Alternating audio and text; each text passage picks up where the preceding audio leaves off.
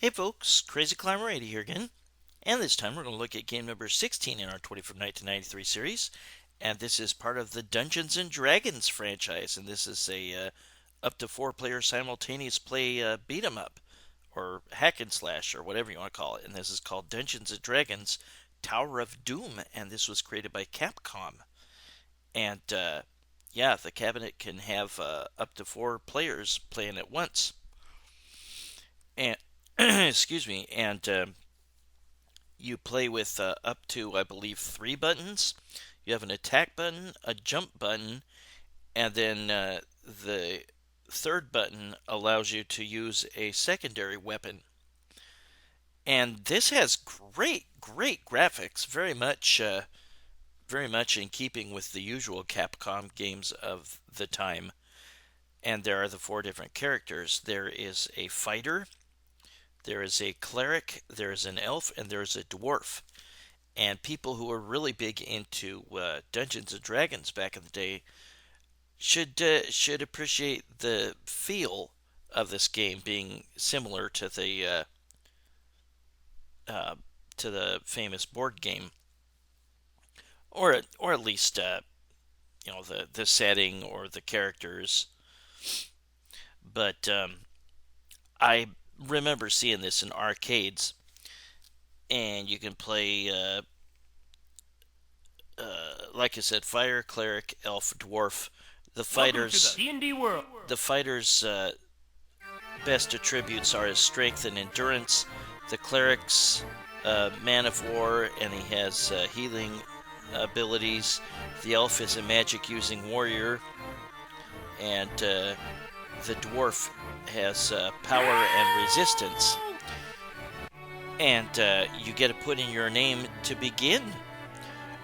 If you joined in and then completed a stage, during a game and completed a stage, then you get to put your name in.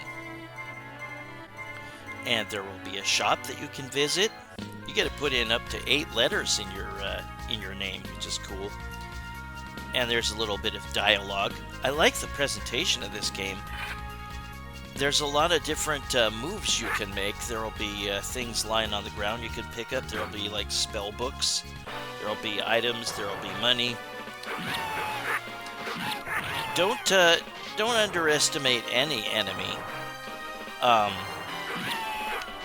They might have good reach. They might surprise you with jump attacks. Now what you can do is one move you can do, you can actually hold the button A, the first button, and press backwards, and you will hold your shield out. If you hold the jump button and down, you will crouch, and you can move around as you crouch very slowly.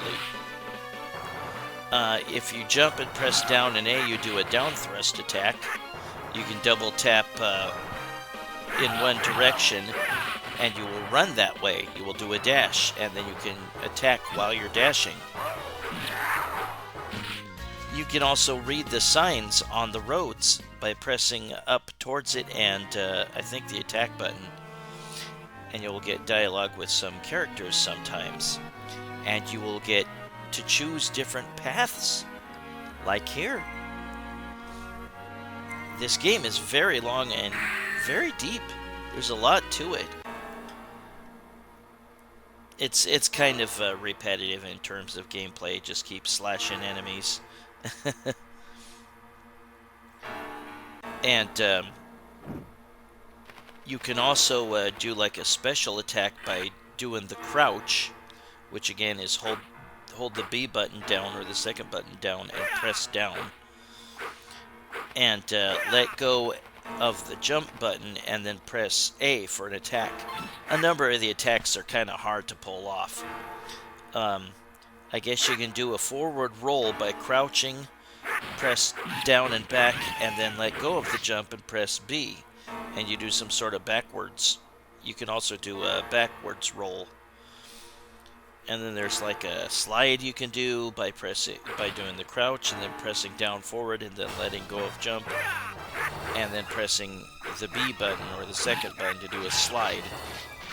And there's another special attack by using the block and then pressing the first button, the attack button, and then forward.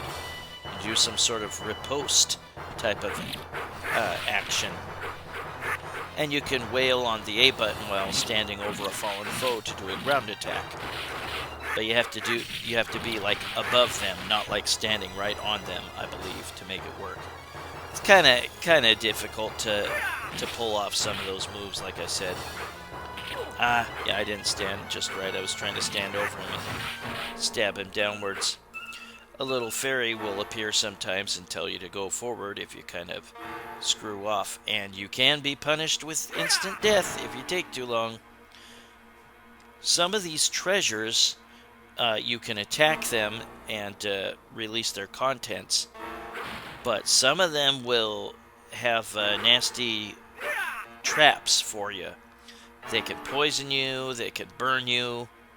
It might trigger boulders falling from the sky or arrows flying through the air and hitting you. There will be sort of boss fights like this. And you'll see the... here I tried to use a sub-weapon. And again, the C button or the third button will use the sub-weapon. And you can cycle through the sub-weapons by holding down the jump button, the second button. And it's kind of I don't really like that.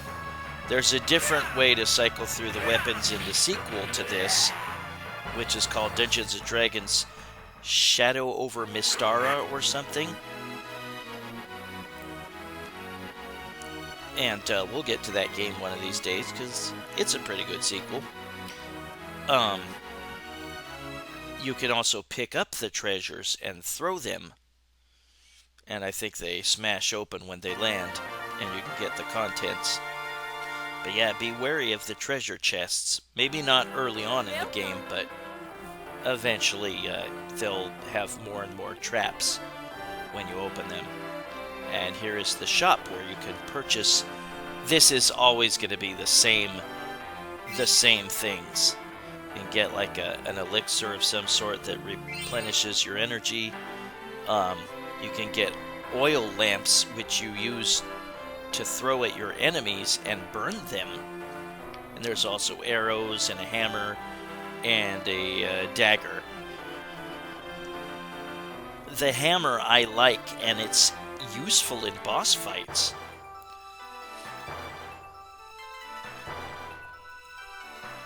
And yeah, like I said, you can read the road signs by pressing up and the attack button. It's kind of cool. I dig this game's presentations. It's pretty neat, but it is kind of a pain. Some of the moves that don't really want to work all the time. And yeah, like I said, cycling through the sub-weapons by holding down the B button while you're trying to move around at the same time is a pain.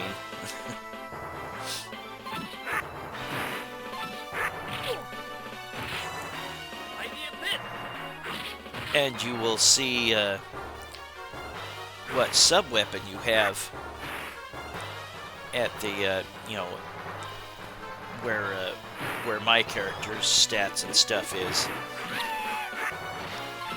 And I just changed it. Or maybe it changed because I ran out of the weapon that was on that menu.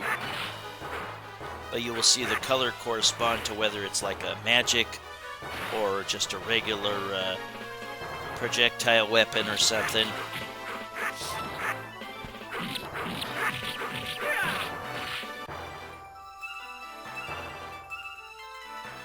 Yeah, you can collect like silver pieces and stuff to purchase stuff from the shop. And like I said, it's going to be the same items every time, which is kind of lame. And we see a fallen warrior. And we go talk to him.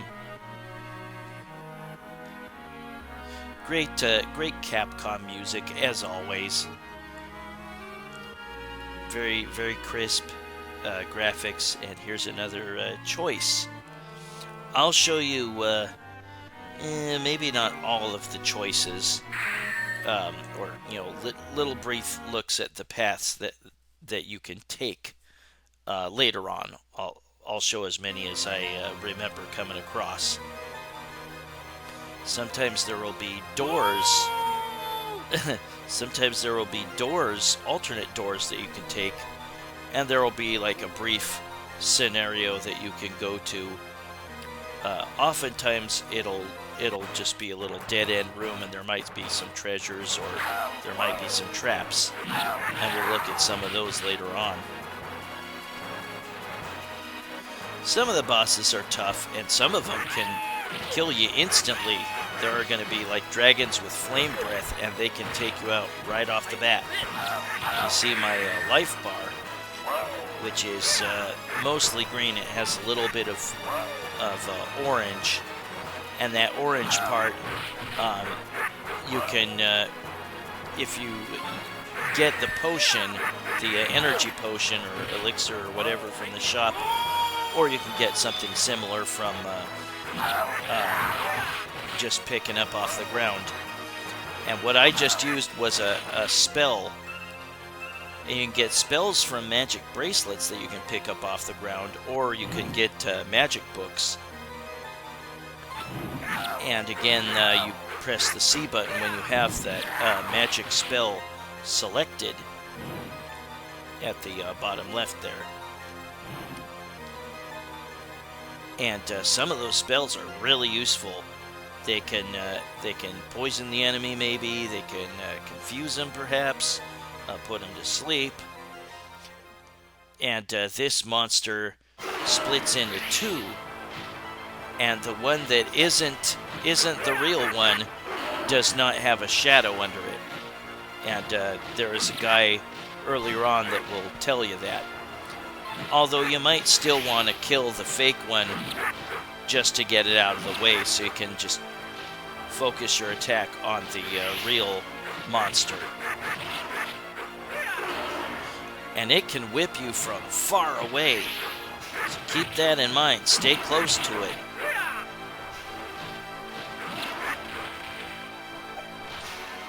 And yeah, you can use daggers, you can use hammers. I like hammers on flying bosses. Ouch. Yeah. I don't know what he said. Yeah, you can use... There was an oil lamp that I just used, and it can burn. And if the enemies run across that flame, they can get burned and have to stop while they try to shake off the flame. And you can do that sometimes. You can get burned. Enemies might throw flames at you or burn you with fire breath or whatever.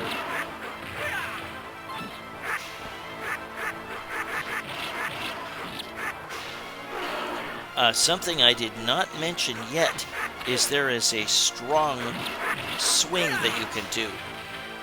Press forward and the attack button together, and you'll do a slam. You'll do a strong overhead strike, and that can really help during boss fights.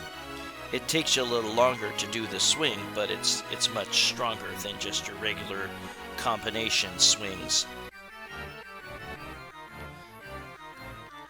Here's another cutscene. I like the cutscenes. I like the dialogue that you have.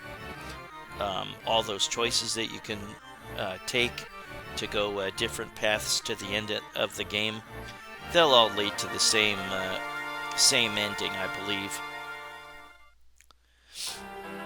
Welcome. Yeah, same damn weapons and items every time, but they increase in price the further you get in the game. I was never really big on Dungeons and Dragons, the board game. I mean, I think I tried it once, but it didn't really hold my interest. I wasn't a fantasy gamer, really.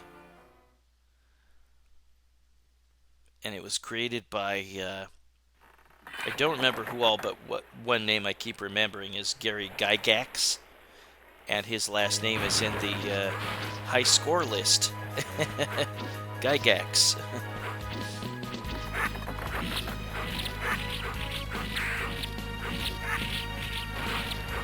If you can corner enemies and keep slashing at them, then that's great. But there will be a number of enemies at this point on that will have long reach with their weapons, or they may be acrobatic, or they may swing their long weapons like that, or they may have oil lamps, and there was a down attack that you can do on the enemy, and sometimes with strong attacks you can dizzy them, and enemies can dizzy you likewise. And he has like a poison attack if you get close sometimes. These guys can be a bit of a handful. And I forget what they're called. It'll say their name like at the top of the screen when you see their life bar.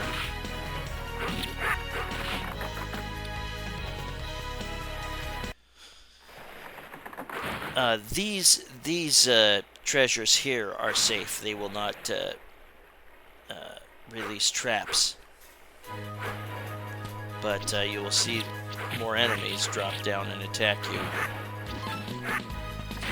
Now, when you get burned or poisoned or whatever, you may be prompted to wiggle the joystick left and right and press the attack button repeatedly to shake off the effects. And if you don't do that, you'll keep losing energy until you die. There will be some items that you can pick up to help you. There can be food items, and there was a magic attack. Kind of weak, but it took out the enemy there.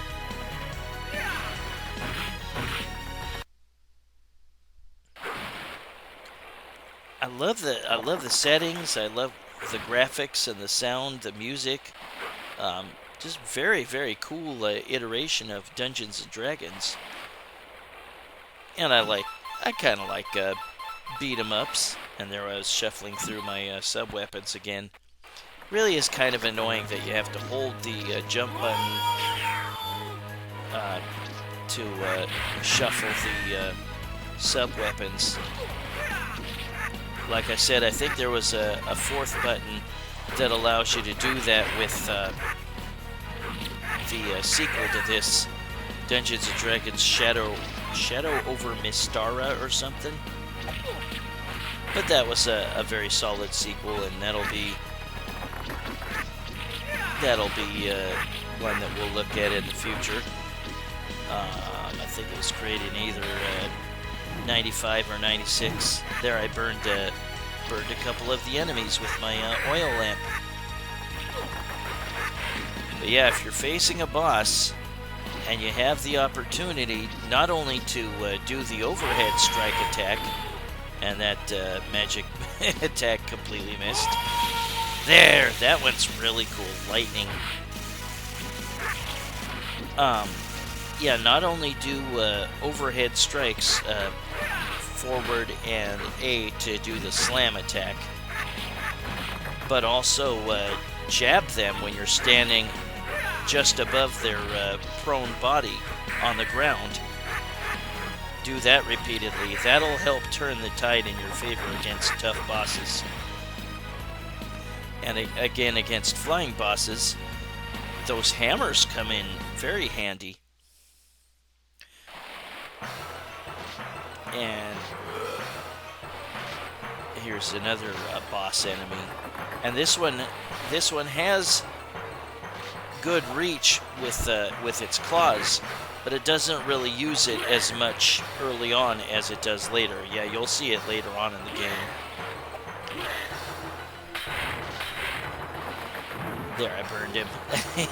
He's doing a little hoppy dance or hot foot dance.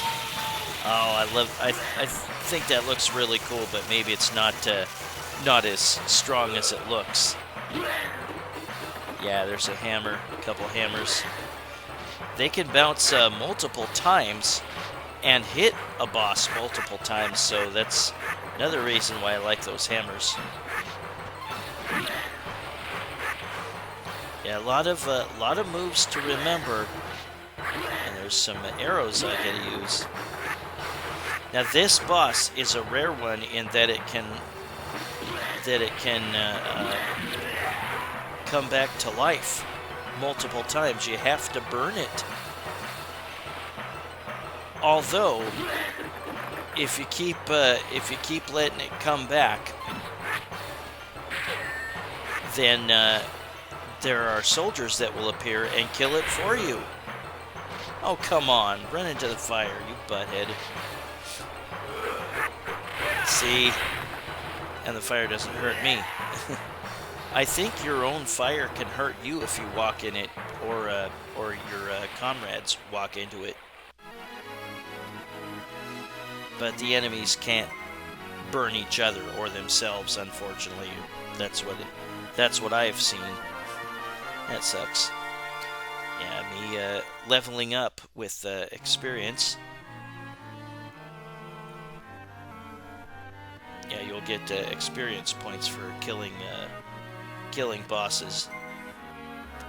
And here is another choice of which path I'm gonna go. And again, no matter what choices you take, I believe you will get the same ending if you make it all the way through the game. Different shopkeepers, same items.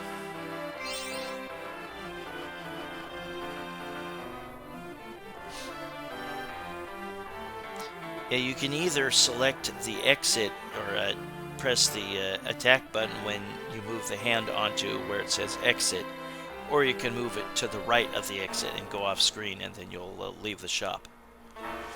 And here is a dragon that I'm going to have to face. Be nice to have plenty of hammers against him.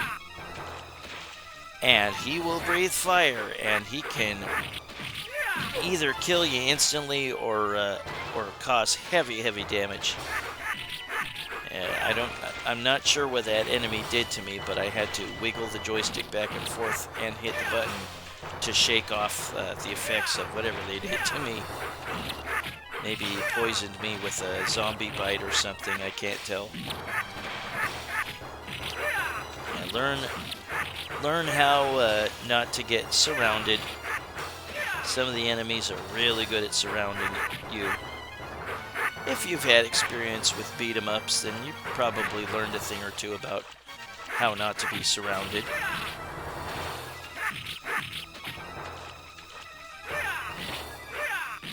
Yeah, this has great music in this game. I really like it. I think it really sets the mood properly.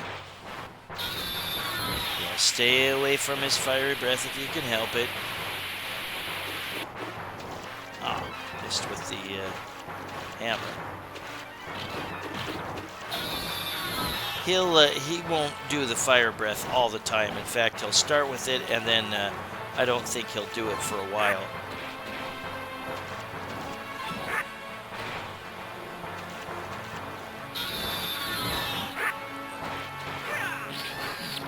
Yeah, I'm finally getting him up. Oh, no, he didn't kill me automatically. He can slash you with his claws. Oh, there he breathed fire on me. And he growls during your continue screen. Yeah, you only get one life. I neglected to continue right here. I just wanted to show the game over screen and see if I get on the high score list. Yep, there I am, 10th. But that is Dungeons & Dragons Tower of Doom, and now we're going to play a little bit with the Cleric. All the characters can do the same moves, and they can get the same. They can get spells and magic bracelets and stuff. And here's a magic spell. Probably gave me greater strength or something. Here's another spell. Oh, it has a name at the bottom. It's called Hold Person, and I'm not sure what it does.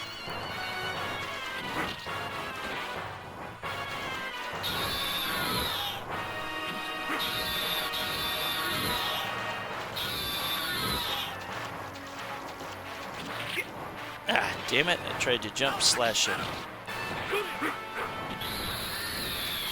Did that kill him? Yep. Don't worry, he won't land right on you and kill you, his dead body. You defeated the horrible black dragon. The bosses will give you a good amount of XP, and your high score is the amount of XP, experience points, that you've gotten throughout the course of the game. And if you let your continued time run out, then you don't get to carry over your score if you put in a credit to have a different player continue, and then continue with, or put in a credit for the one that you died. If that makes any sense. I kind of lost what I was saying there. Now we made another guy here, Mayor of Korunglain. Typical weird names for cities and stuff in Dungeons and Dragons iterations. And here's another series of paths I can choose. This time I can choose from 3 different ones.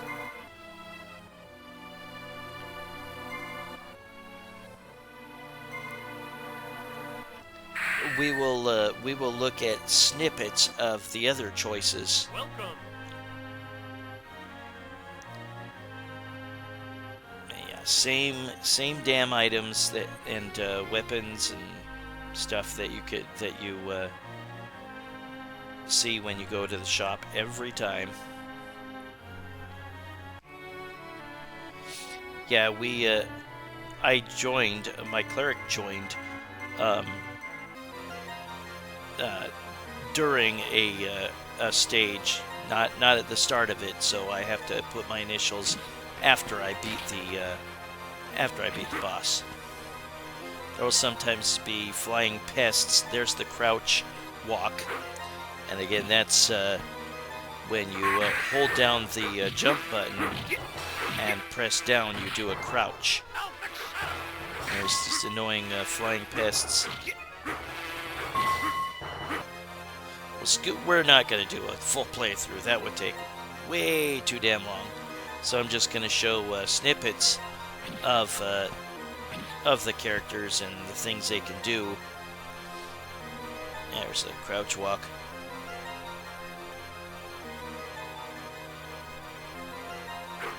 And he did a crouch and then down forward and let go of jump and... Welcome to the D&D world. I don't remember what move that was, but yeah, there's a lot of moves that they can't, that are tough to pull off. And this time we're going to look at the elf. None of the characters have their own names. You put in their names. This guy has such long reach, so don't underestimate him. Try to find a way to get close, and when he's very far away from you, he will lob rocks at you.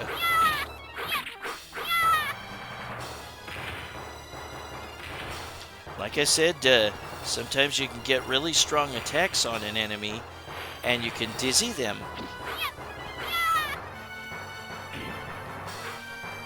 Yeah, he's doing his best to try to not let me get close. And there was a spell I picked up, some sort of fireball spell. I assume that's what it was, because it looked like it said FB. Could be Facebook, but I doubt it.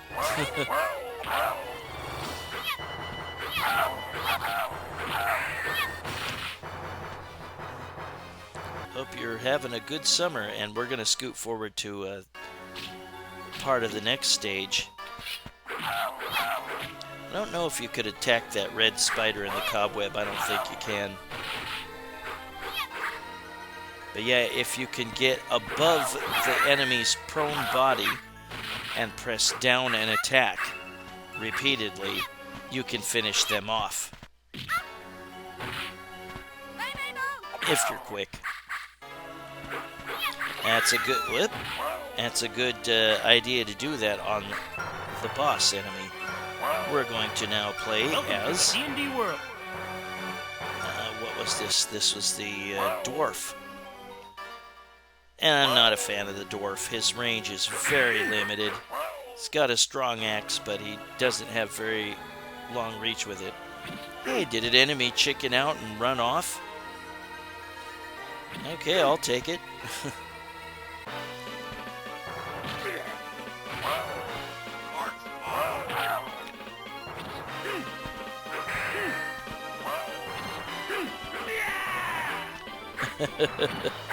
I like the comments that you make or that your enemies make, or the grunts or whatever sound effects.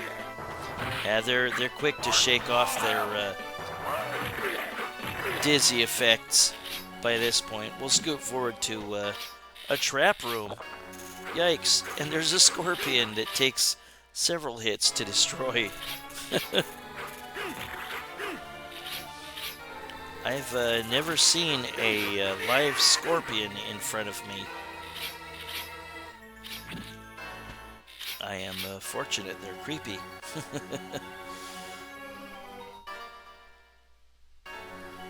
We'll eventually look at 4-player simultaneous play. There's the move where you hold your shield out, and again, to do that, you hold the attack button and press backwards, and you'll hold your shield out and move slowly. And now we've got all 4 players playing simultaneous.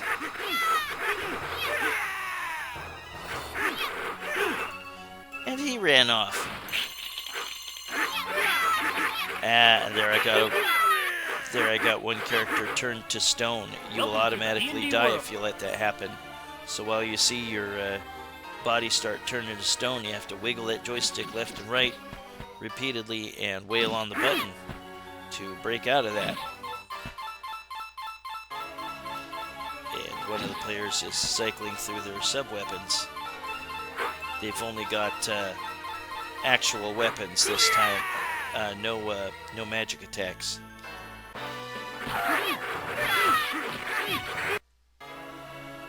We'll scoot forward to a little further in this stage. Oops. Poison effects. And again, being turned into stone there.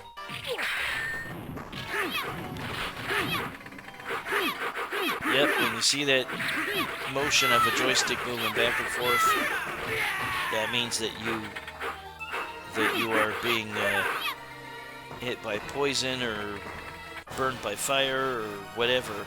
So wiggle that joystick and wail on that button. This guy is very, very tough. This guy is a dark elf, and he is not the last boss, but we're getting closer. It's a smug asshole. He likes to teleport all over the place.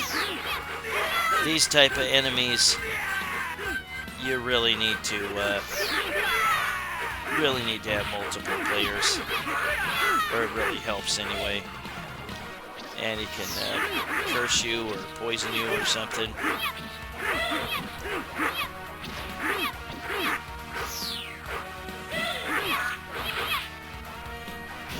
Disappeared for a second. I was able to nail him.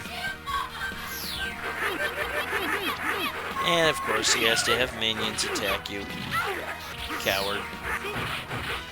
Let's scoot forward to beating him.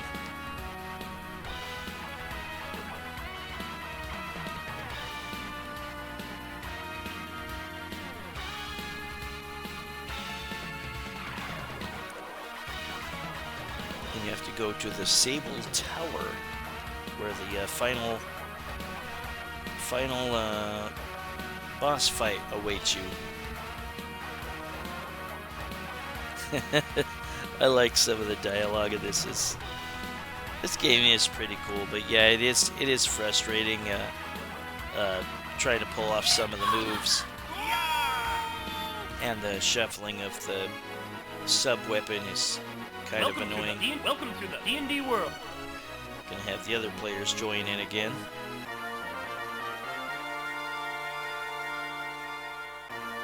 Yeah, if you keep continuing with the same character in one of those in 1-player, 2-player, 3-player, 4-player slot, whatever, then you'll carry over all your experience points and gold. Try to poke at her boobs. And you can actually press the attack button while you're pointing the cursor on her, or the shopkeeper.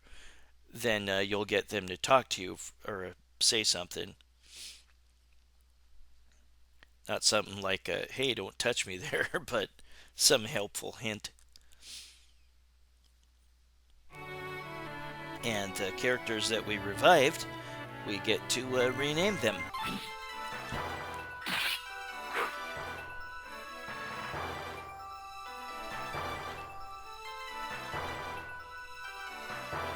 And what do we got here?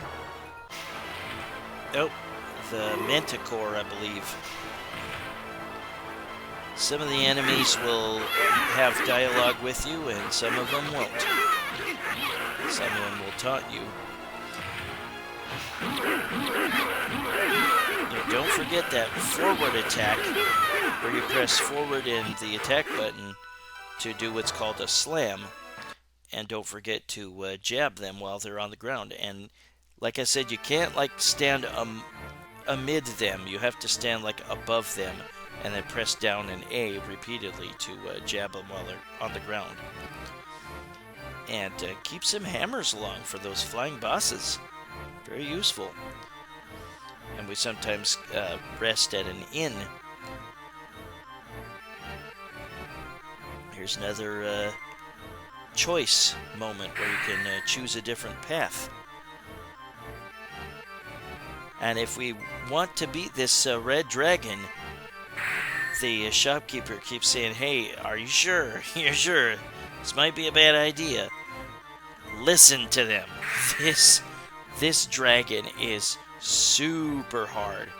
He can not only instantly kill you with his fire breath, he can also eat you and claw you. Look how freaking big he is. Oh man. Yeah, you're going to be hurting for sure if you choose to go against this guy. I would not recommend it. But I'm just going to scoot forward and show you what it's like to kill him. Oh. Ouch. Now, by this point, I put on infinite... I put on infinite health for player number 1. So I'm not going to die here. And I also put on, I think, hit anywhere cheat. But this is what it looks like to have beaten the red dragon. He is not the final boss. This is an alternate path you could take if you want a ton of XP. Or if you just want to be a masochist. But we're all leveling up some more here.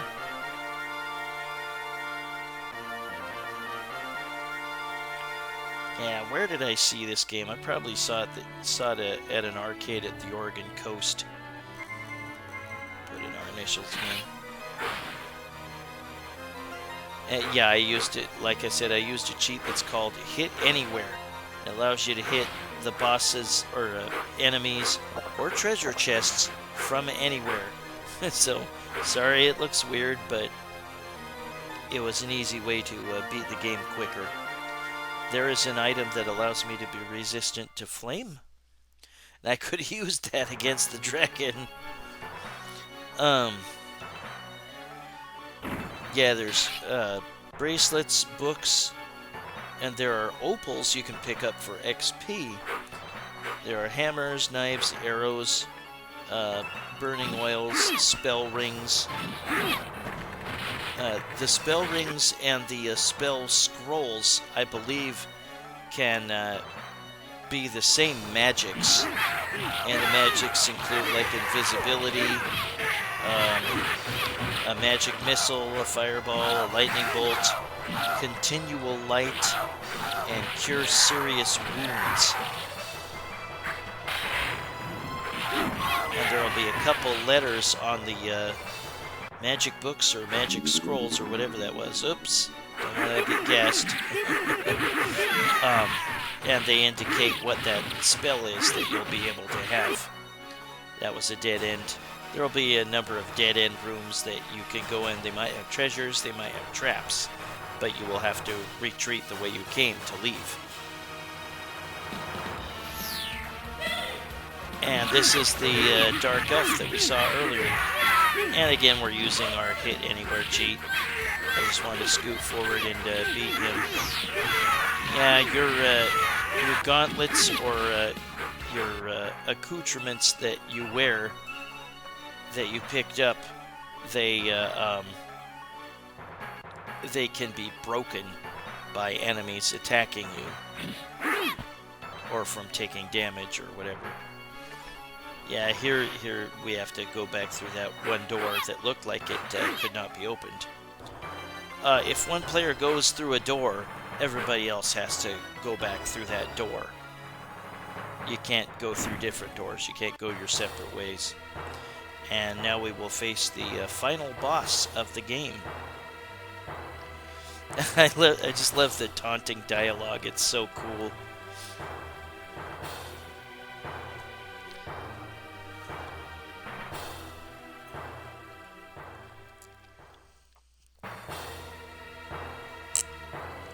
Excuse me, I had to drink a soda in your ear.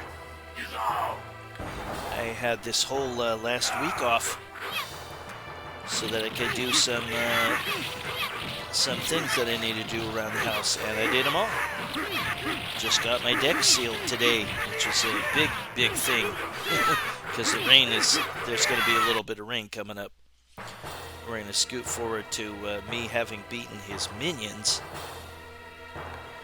and now he's going to start attacking me, and he can float all over the place. He has magic spells he can release. He can cause fire to burn us all, and we'll have to wiggle the joystick and hit the button to snap out of it.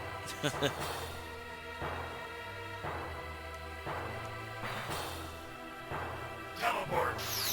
And he can teleport.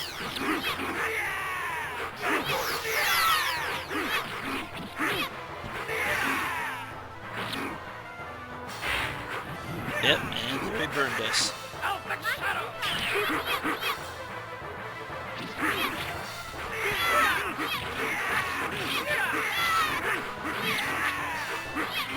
And once again, pressing forward and the attack button does a slam, and it's a lot stronger than a regular attack. We'll scoot forward to me beating the boss. You sore ruler. And we will see the ending of Dungeons & Dragons Tower of Doom. And again, there is a sequel to this called Dungeons & Dragons Shadow Over Mystara, I believe it's called. And we will look at that one of these days, because it's a very good game.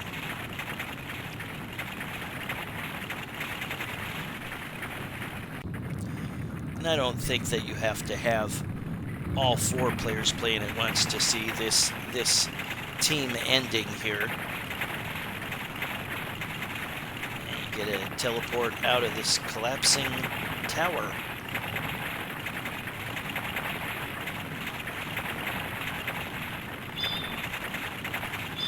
Yeah, we will look at maybe not all of the alternate paths that you can take, but a number of them. Probably most of them, just about all of them.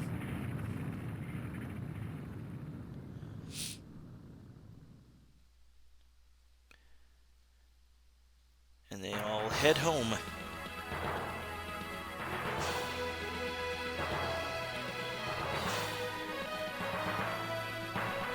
Yeah, I don't know that TSR or Gary Gygax or whoever was involved with the original game actually had anything to do with this game, but it very much feels like it would be in the spirit of that franchise.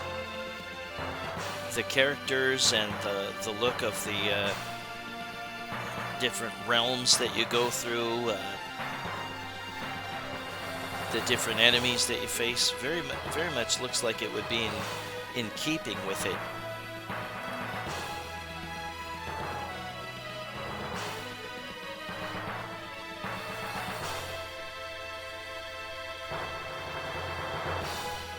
Well, that's not quite the ending yet.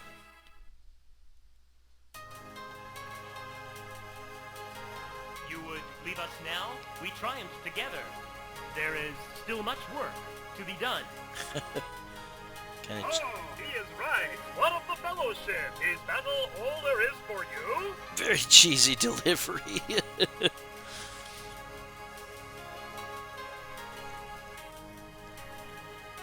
Guys, hey, wait for me. Well, that was the pleasant diversion. So, what do we do for a little excitement? That accent sounded interesting.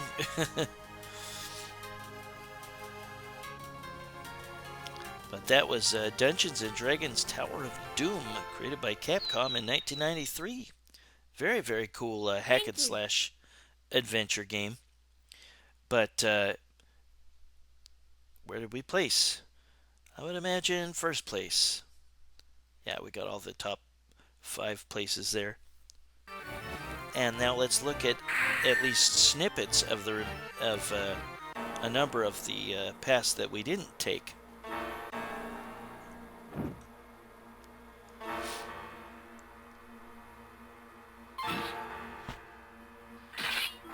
Yeah, I mapped the controls the same for all the characters.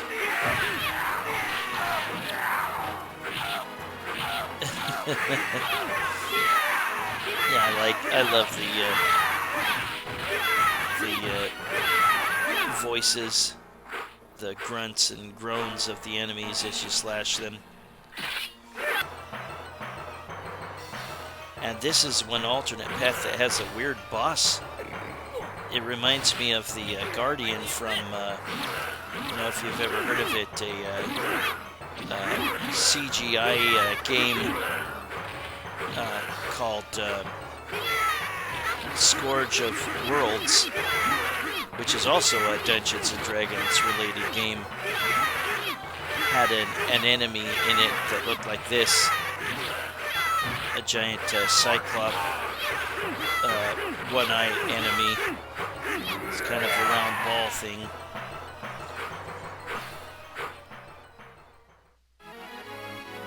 And it's called the Beholder in this game.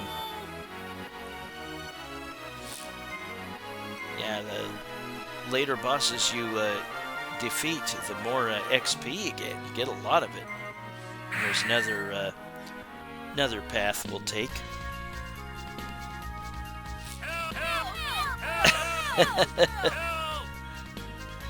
Townspeople running away reminds me of Golden Axe.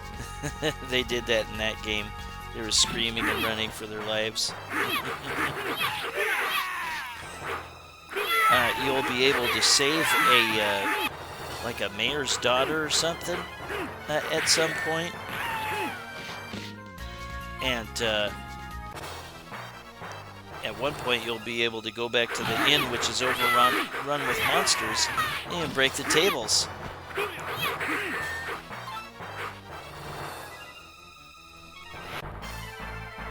Yeah, there's I think the mayor's daughter might be among those townspeople captured by these monsters here, a couple of ogres.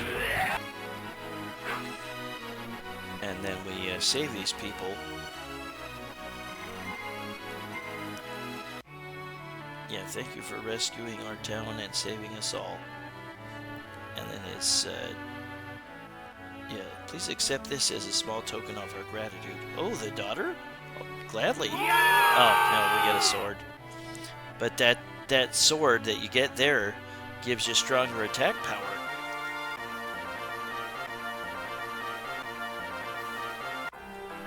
Welcome. And she is the shopkeeper. I think that's her. Yeah, some enemies, or some of the characters cannot use certain spells, or they cannot use certain weapons. And when you try to pick them up, you'll just drop them.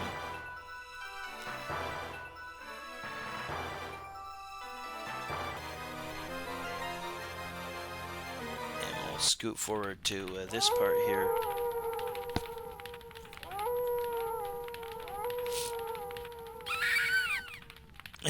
Somebody screams and runs by you, and you have to destroy the manticore. And he talks to you. Says that he was going to eat her, but now he's going to try to eat all of you.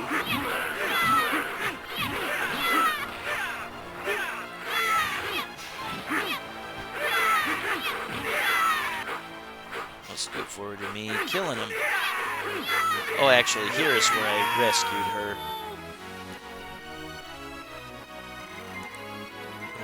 Alright, it was the merchant's daughter. Not the mayor's daughter. How can I thank you? My father owns a trading post near Coram Glen, or whatever it was. I'm sure my father and I can more than suitably reward you there. I'd rather you just reward me. Thank you.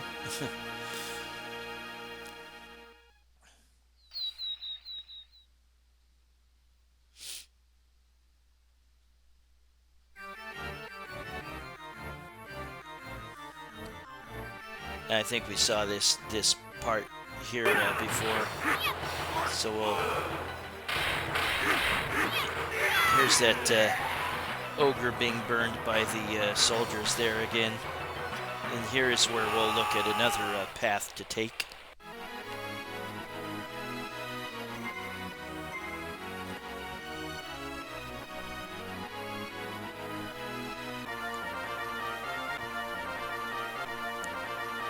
Not looking forward to having to go back to work after a week off, but that's alright. Got a lot done. There's another path that we're going to take.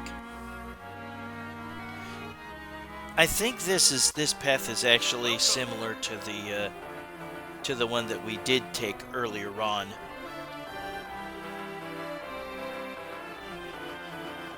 Yeah, you'll still have to face that was it Black Dragon? With the it's the same path. That's kind of dumb. So this time we're going to go to the abandoned mine. Welcome.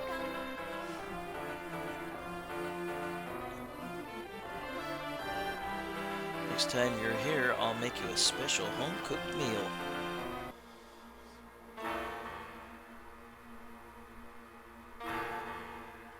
And we don't get to see that home-cooked meal, unfortunately. And here's more multiple paths we can take. Yeah, we can't advance further because one of the comrades went in that door, so we all have to follow.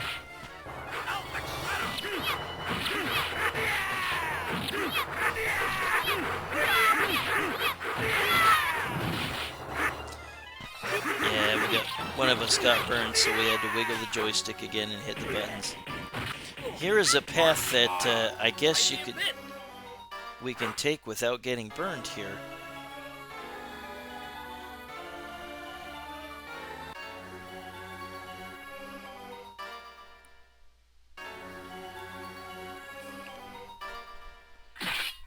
And we turn off these fires by flipping that switch.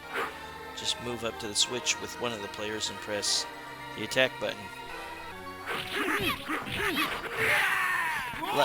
Like I said, I love that spell, even though it's not as damaging as it looks like it might be.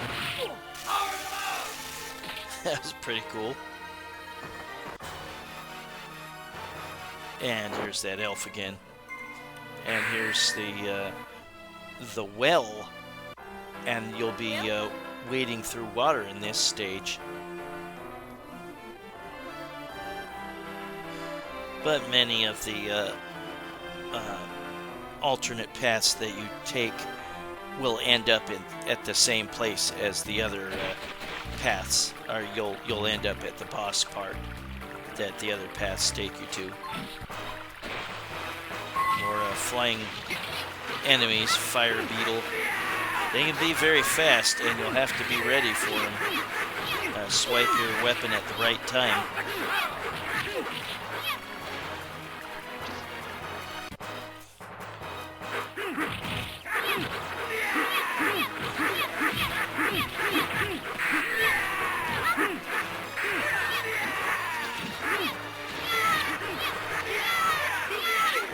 Just showing you snippets of